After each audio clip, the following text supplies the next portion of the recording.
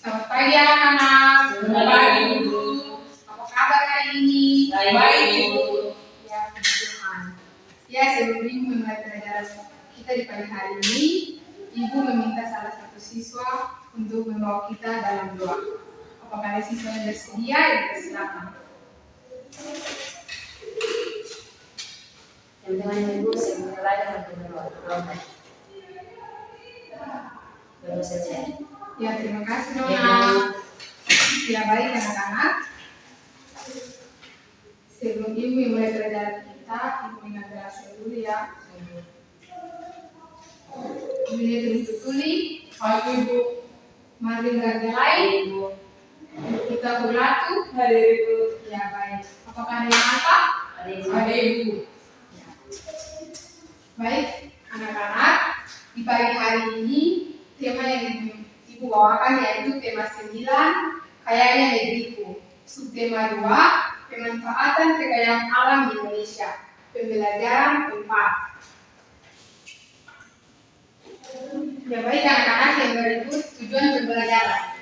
Di sini tujuan pembelajarannya ada 2. Yang pertama, siswa mampu mempraktikkan permainan tradisional dengan teknik bermain yang benar.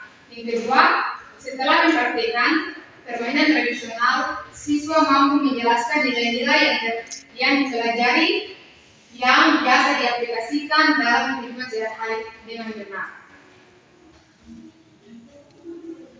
Ya baik anak-anak, di sini permainan tradisional. Permainan tradisional adalah suatu hasil budaya masyarakat yang telah tertumbuh dan hidup hingga sekarang.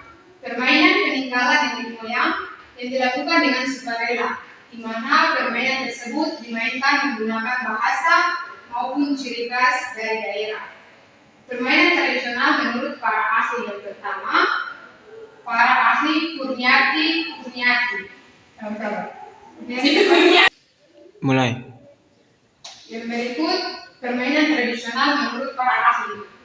Kurniati 2016 halaman 2 menjelaskan bahwa permainan tradisional merupakan suatu aktivitas permainan yang tumbuh dan berkembang di daerah tertentu yang syarat dengan nilai-nilai budaya dan tata nilai kehidupan masyarakat dan diajarkan turun-temurun dari suatu generasi ke generasi berikutnya. Yang berikut anak-anak bisa melihat di sini ada beberapa contoh yang diberikan. Yang pertama, jenis permainan tradisional. Permainan tradisional memiliki berbagai macam bentuk permainan yang dimainkan oleh anak-anak kecil secara bersama-sama antara lain. Yang pertama, permainan petak umpet. Anak-anak bisa melihat di sini bahwa permainan petak umpet adalah sejenis permainan yang dilakukan oleh beberapa orang. Di sini ada 3 orang anak yang sedang melakukan permainan petak umpet. Yang berikut permainan yang kedua, permainan congklak. Permainan congklak tradisional ini hanya bisa dilakukan dengan dua orang anak saja. Lalu anak tersebut bermain congklak dan mengatur strategi agar tidak kalah dengan teman sepermainannya. Jadi di sini ada beberapa anak yang bermain congklak. Jadi salah satu dari mereka harus menyusun strategi agar salah satu dari mereka bisa memainkan permainan congklak tersebut. Yang berikut, permainan lompat tali. Permainan lompat tali ini adalah permainan yang dimainkan menggunakan tali karet sebagai alat permainannya. Di sini anak-anak bisa melihat ada 3 orang anak yang sedang memutar tali. 2-nya memutar tali dan 1-nya melompat. Di sini disebut dengan permainan lompat tali. Yang berikut, permainan non-tradisional. Permainan non-tradisional adalah permainan yang bukan turun-temurun atau diwariskan dari leluhur, tetapi permainan ini adalah permainan yang baru dan terkadang mengambil inovasi, baik dari peraturan mainnya ataupun permainannya. Permainan tradisional ini tergolong permainan yang mudah didapatkan, dan permainan non-tradisional ini tidak adanya asal-usul permainan ataupun sejarah permainan, karena bisa dibilang permainan modern. Anak-anak bisa melihat di sini, ini adalah contoh permainan non-tradisional. Permainan non-tradisional ini adalah permainan yang ada pada masanya itu sudah menggunakan teknologi, contohnya seperti gambar di sini. Ya, anak-anak bisa lihat di sini bahwa permainan ini pada zaman dulu tidak ada, tetapi pada zaman sekarang permainan ini malah sudah beredar di mana-mana saja, dan pada anak-anak yang berusia 12 sampai 13 tahun di atas mereka sudah boleh bisa memainkan permainan non-tradisional ini. Ya, berikut anak-anak manfaat permainan tradisional. Manfaat permainan tradisional yang pertama, membantu anak mengembangkan berbagai aspek perkembangan secara holistik dan